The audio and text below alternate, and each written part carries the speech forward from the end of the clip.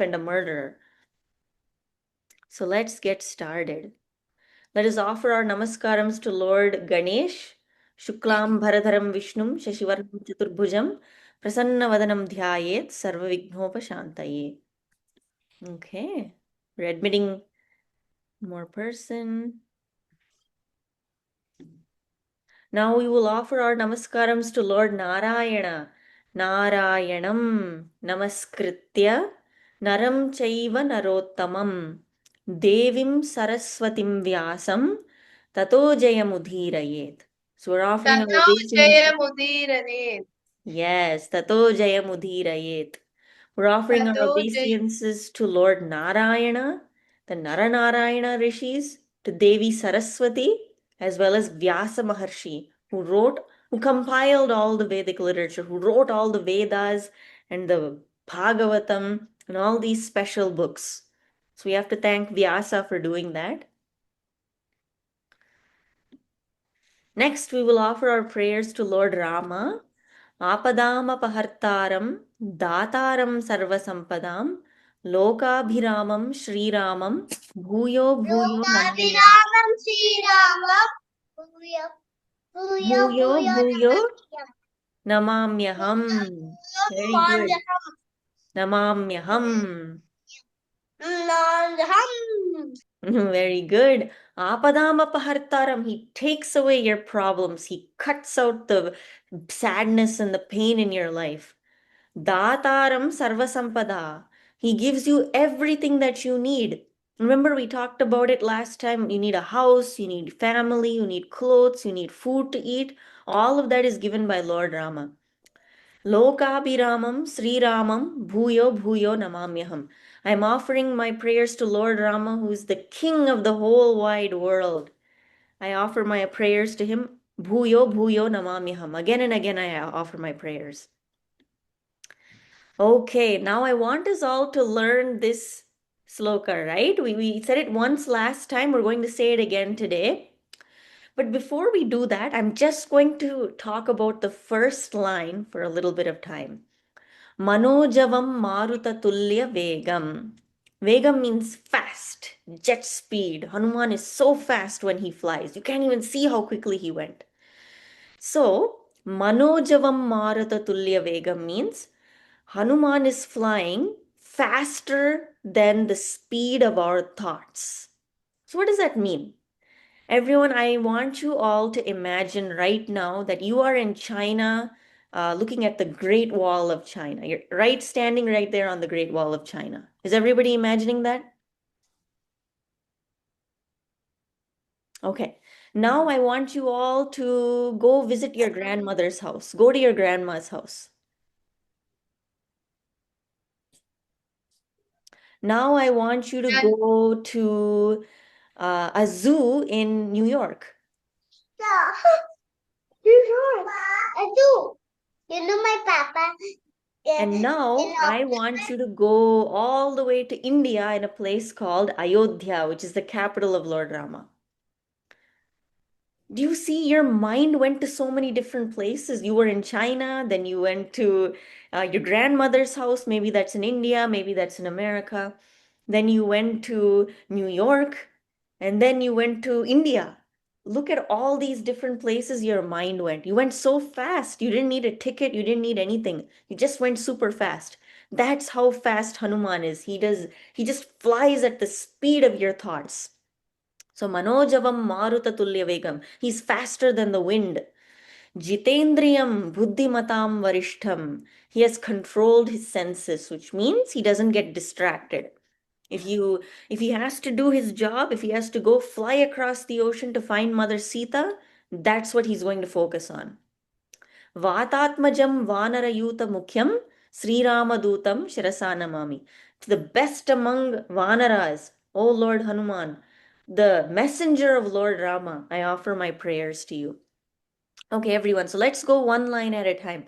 Manojavam. Manojavam. Maruta. Maruta. Tulya. Tulya. Vegam. Vegam. Jitendriyam. Jitendriyam. Sutendriyam. Buddhi. Buddhi. Matam. Matam. Varishtham. Varishtham. Vatatmajam. So Vatat. Vatatmajam. Ajam. Vatatmajam. Vanara. Yuta Mukyam. Niyutamukhyam. Sri Rama. Sri Rama. Dutam. Dutam. Shirasa. Shirasa means head. Shirasa namami. With my head, I'm doing my namaskaram. Shirasa. Shirasa. Very good. So we offered our prayers to Lord Hanuman. See, before we start the Ramayana, before we start jumping into the stories of the Ramayana, we should offer our prayers and namaskarams to Lord Ganesha, Lord Rama, Lord Vishnu, and Hanuman, of course, because he is one of the most important characters of the Ramayana. He is the bridge that connects Mother Sita with Lord Rama. That's why he's called Sundara Setave Namaha. For those of you who are in Houston, you know, there's a big Ashtalakshmi temple there, and that Hanuman is worshipped with the verse Om Sundara Setave Namaha because he's like a bridge that connects Mother Sita with Lord Rama. Now let's offer our prayers to Valmiki Maharshi. He's the author of the book. Valmiki went from being a thief, a murderer, to becoming a saint, a sadhu, a sage, and an author who writes an incredible book that becomes the Adi Kavyam, the first book to ever be written in the whole wide world. Kujantam Pujantam. Rama Rama. Rameti Rameti. Madhuram Maturam. Madhuraksharam Madhuraksharam. Aruhya Ayodhya. Kavita Kavita.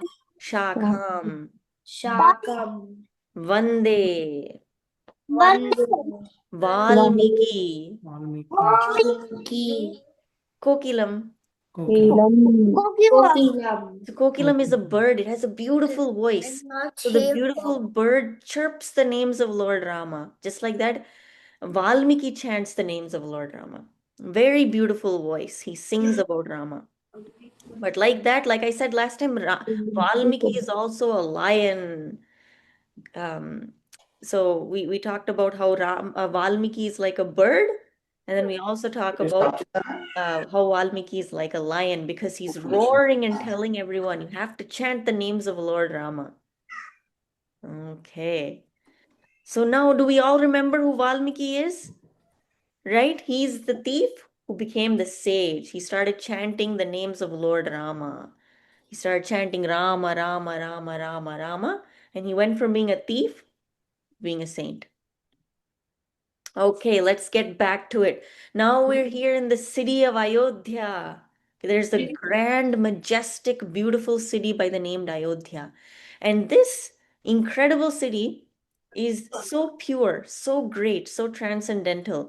In fact, there's a river flowing in the city of Ayodhya called the Sarayu River. And it is described that the water is so sweet, so clean, so pure. It tastes like sugarcane juice. Like I said, Valmiki says, Ikshu Danda Rasodakam. That's how sweet the water of the Sarayu is. It tastes just like sugarcane juice. And then we talked about a great king by the name Dasaratha. Dasaratha. Dasaratha is someone who is described as one of the best kings in the history of the world. He really cares about his people. He sees all the people in his city, in his kingdom, as his own children. He wants everyone to be happy. You know, he makes sure that there's no poor people in Ayodhya. There are no people crying that they don't have food, that they don't have a house. Everybody has a home, not just any ordinary home. That Valmiki describes everyone has a beautiful home in Ayodhya. Everyone learns all the arts, all the sciences, all the Vedic literature.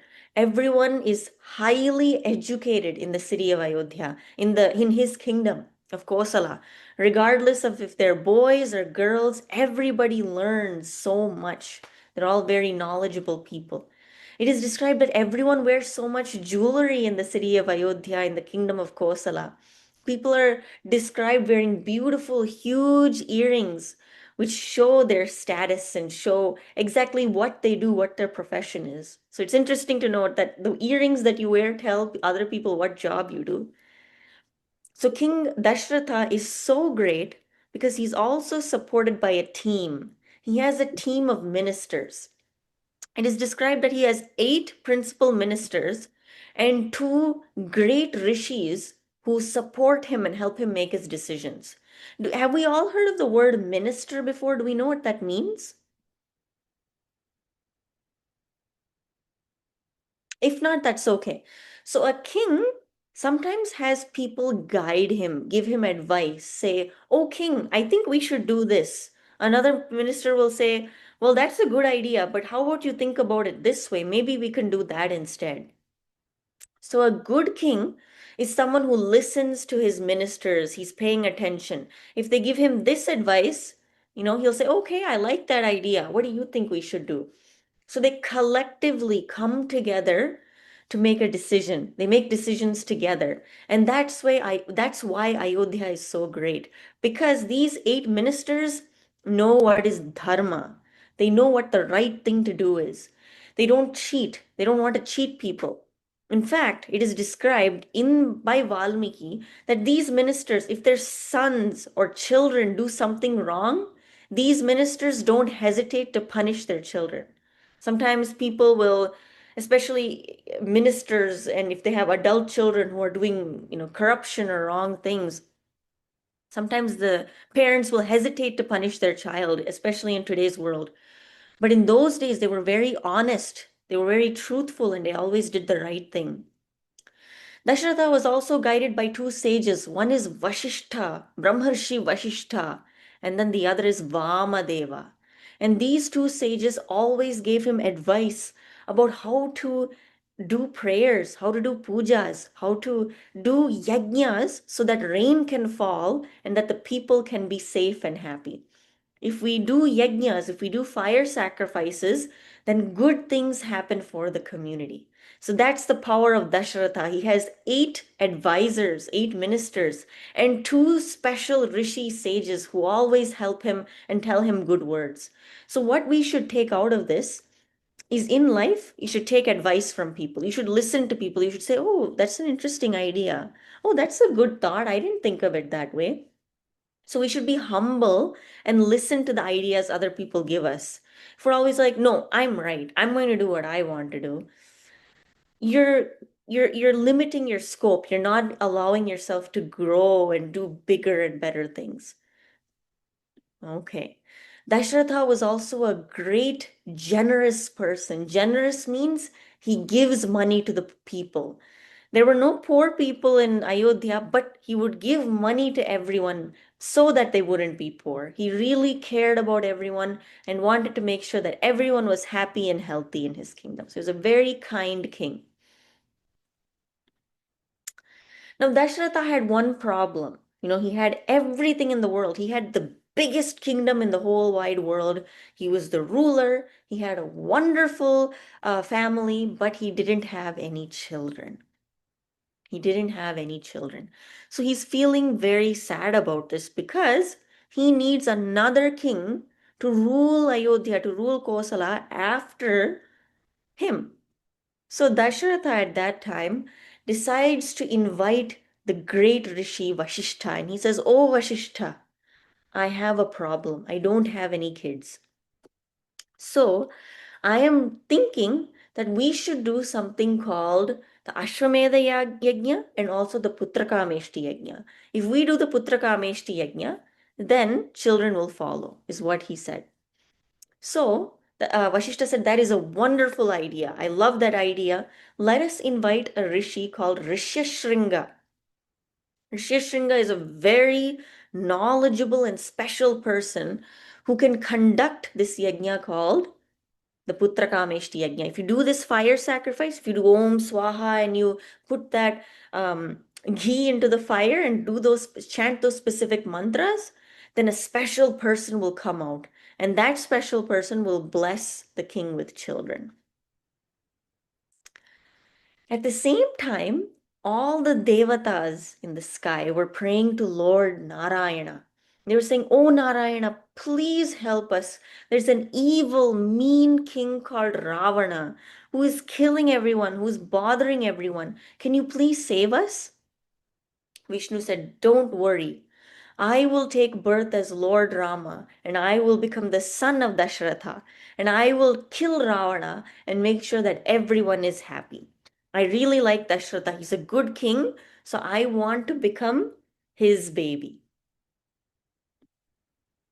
So then King Dasharatha does the Putrakameshti Yajna, which means that he does the fire sacrifice. He does Om Swaha, and they chant those specific mantras.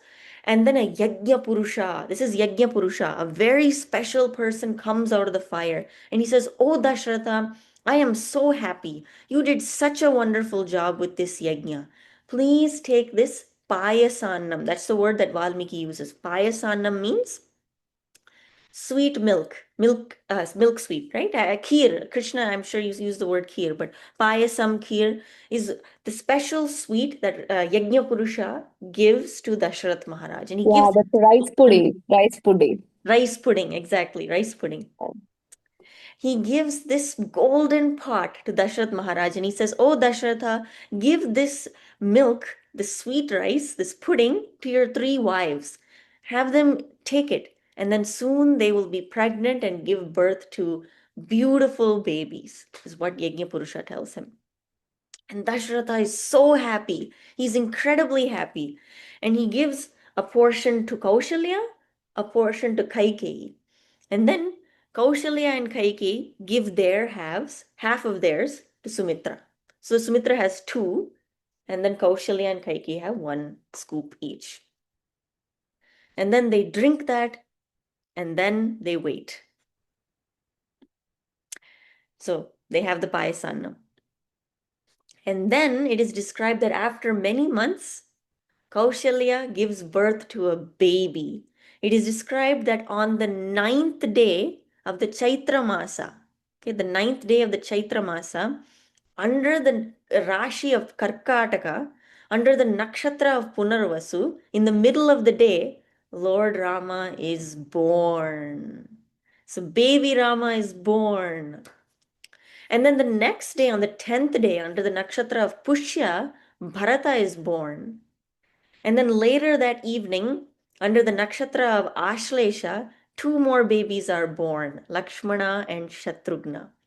So a total of four babies, Rama, Bharata, Lakshmana, and Shatrughna. So Rama is the child of Kaushalya Devi. Bharata is the child of Kaikeyi. And Lakshmana and Shatrughna are the children of Sumitra. She got two scoops, right? So she got two cute babies. So Rama, Lakshmana, Bharata, and Shatrughna, they all grow up. They're little kids, they're playing with each other, they really care about each other. And these brothers love each other so much. It's Valmiki writes in the Ramayana, he says that Rama loved his brothers so much that he wouldn't eat without them. He would want everybody to sit together and then they all eat together. He didn't want to play without them or enjoy a toy without them. He wanted everyone to come together and he wanted everyone to play at the same time. So he never let his brothers be alone. So Rama really cares and loves his brothers. That's why we shouldn't fight with our brothers and sisters, okay? We should play with them, we should care about them, we should make sure that they're eating and they're taking care of themselves. So Rama teaches us how to be a good brother or a good sister. Okay. Then the four brothers have to go to school. Okay? And there's a teacher by the name Vashishtha. Remember, we talked about Vashishtha before. Vashishtha was also one of the helpers of Dasharatha who gave him good advice, good words.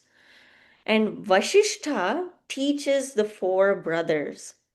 Now, in this classroom, everybody is learning together. Even though they're princes, Rama, Lakshmana, Bharata, and Shatrughna, they're princes, they don't get like special classrooms. They don't get like a special desk or anything like that. Nope. Everyone sits together. Everyone learns together. It doesn't matter if you're the son of a king or the son of a farmer. Everybody is equal at school. And that's how you should be. You shouldn't bully people because, maybe they're not as rich as you. You shouldn't bully people because they may not be as good looking as you. You have to treat everyone with kindness and respect. And that's what Vashishtha is teaching all his students by making everyone be equal. So then, after their school is completed, they learned all the subjects. They learned the Vedas, the Shastras, they learned how to fight wars, they learned the Puranas, they learned Ayurveda, they learned the 64 arts, they learned so many different subjects. And then they come home back to Ayodhya. So the four brothers are back home. They did a great job of learning. They learned so many great things with their friends. Rama treated everyone with so much care and respect, and they're back home. And Rama and Lakshmana at this time are roughly 14 to 16 years old. They're young boys, okay? And they're having a good time in their father's kingdom. They're in Dasaratha's home. And all of a sudden, there's a great rishi by the name Vishvamitra, who comes to the palace of Dasaratha.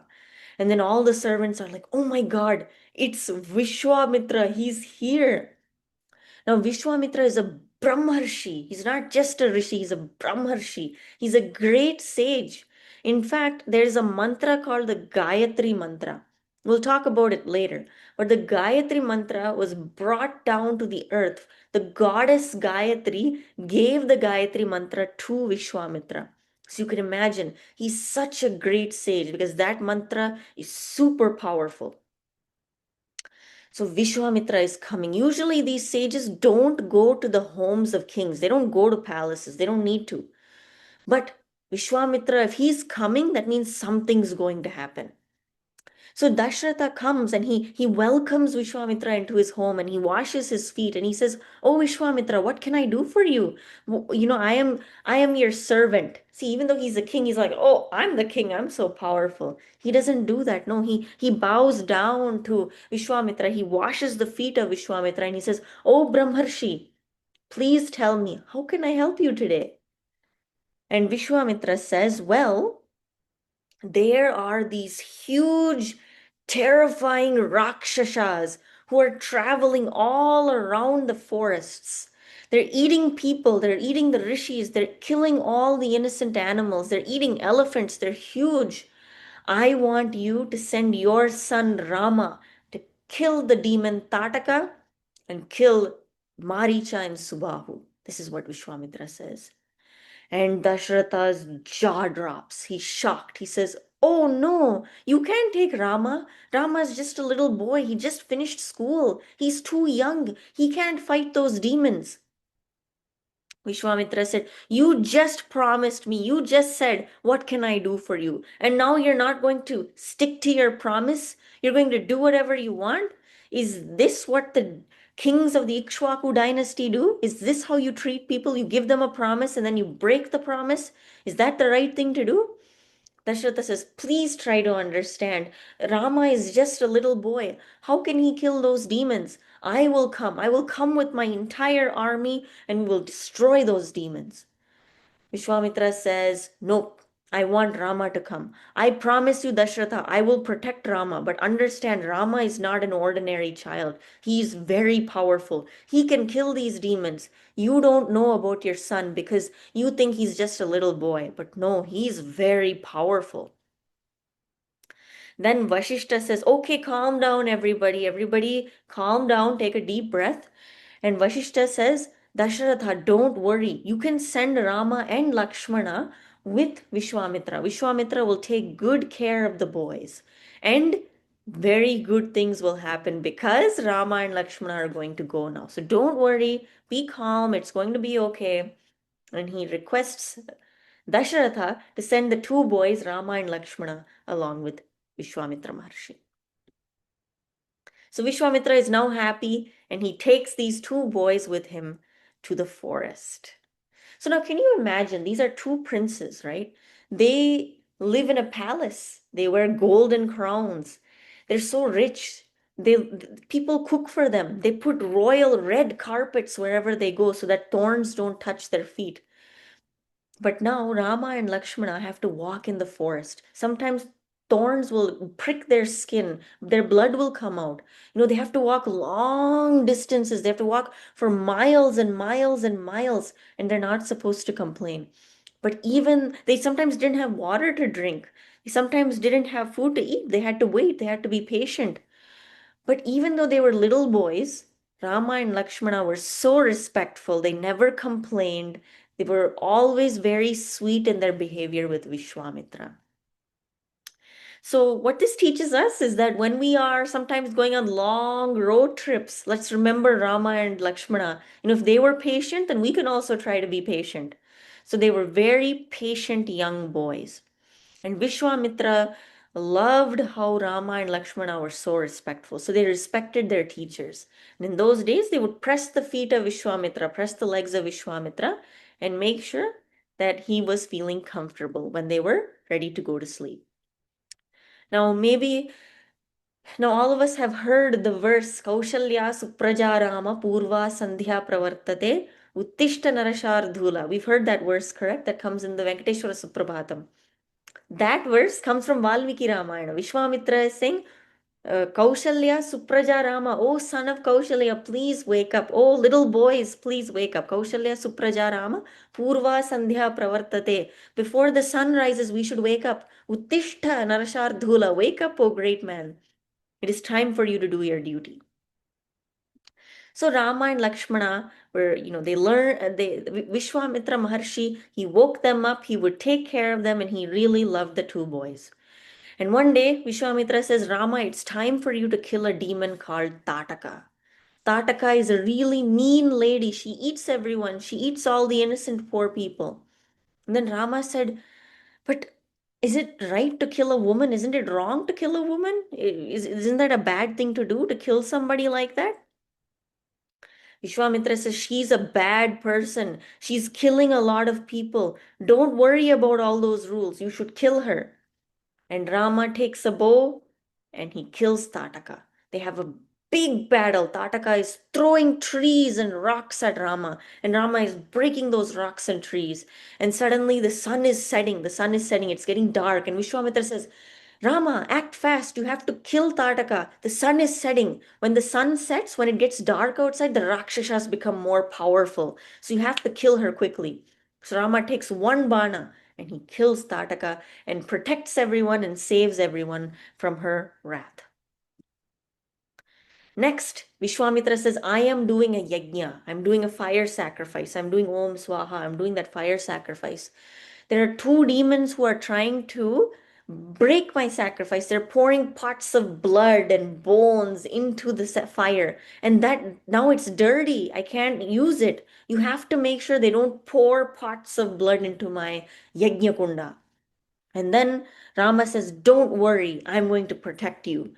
So Rama, with his arrows, creates a net, a chakra above the Yajna Kunda. So when they're trying to pour, when those Rakshasas, Maricha and Subahu, are trying to pour the blood and the guts and the bones into the Yajna Kunda, into the fire, the net stops it. And then Rama kills Subahu, the demon Subahu, and then he takes a bow, he takes his arrow and he shoots Maricha. Maricha doesn't die, but he flies far, far, far away. That's the power of Rama's arrow. He's super powerful. With one arrow, he killed Subahu. With the other arrow, he shot Maricha far, far away. Vishwamitra was so happy with Rama and Lakshmana. He said, you did such a great job. I'm so very proud of both of you. Now we're going to a very special place. I want to take you both to a very special place called Mithila. So to go to Mithila, they have to walk long distances. They have to walk all the way. Janaki and Mithila. Yes, there's a princess there called Janaki in Mithila. You're right. Very good. He's the king of Mithila. Yes, Janaka is the king of Mithila. You're right. And he's Dasaratha's friend. Yes, they're friends. Dasaratha and Janaka are good friends. You're right. So then Rama is walking with um, Lakshmana behind Vishwamitra. And then they come across a beautiful river called the Ganga River. Have you all heard of the Ganga River before? Ganga is a Yeah, very special yeah. big river. Yeah, yeah. Ganga is a very special, huge river in India. Now, Vishwamitra says, did you know that this river came to the world because of your great, great, great, great, great grandfather's Rama?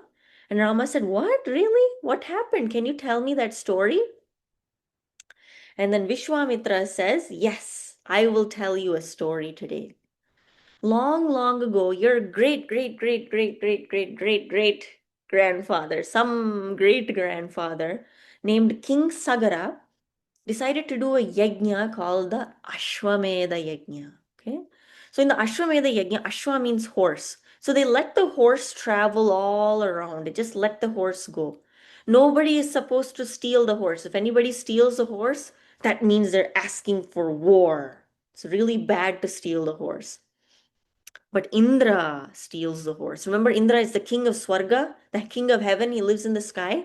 Indra comes down. He says, I'm going to steal that horse. So he steals that horse and then he puts it in the ashrama, in the house, in the hermitage, in the hut of a person, of a sage, of a rishi called Kapila.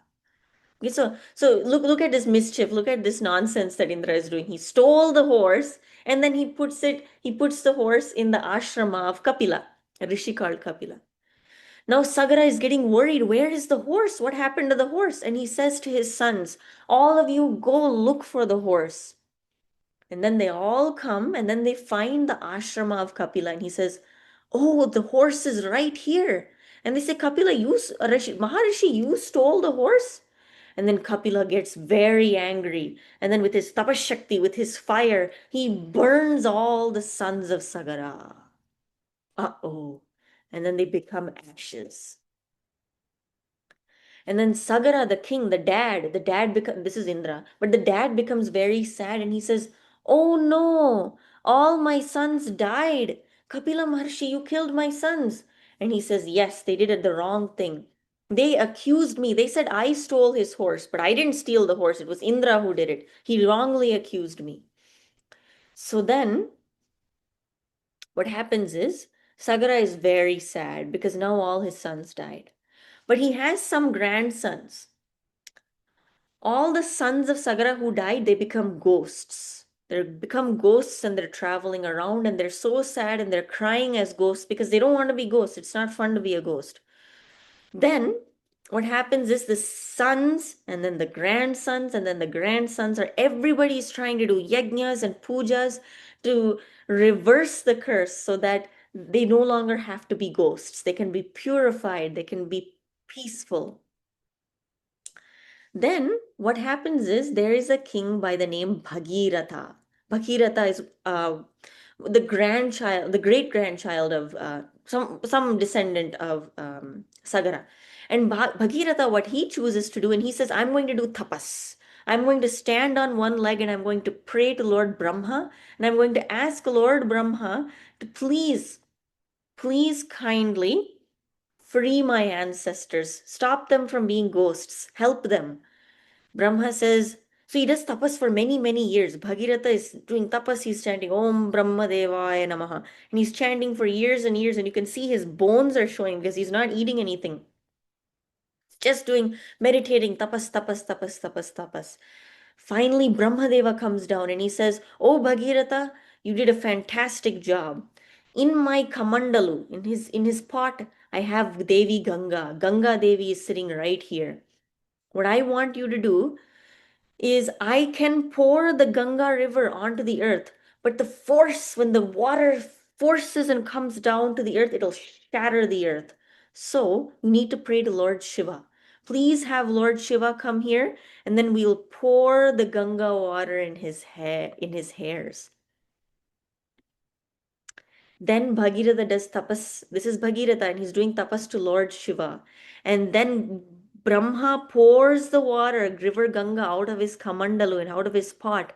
And then Ganga Devi is coming, and she comes into the hair of Lord Shiva, and then Lord Shiva lets out a beautiful stream of Ganga water. And that is the river that we have today. This Ganga comes from the locks, the hair of Lord Shiva, the matted locks of Lord Shiva. And then Rama and Lakshmana loved the story. They said, wow, that was a beautiful story. Please tell us more stories about our ancestors as we're walking on our way to go to the city of Mithila. And that is where we will end the story for today. I'll stop recording and then we can ask questions.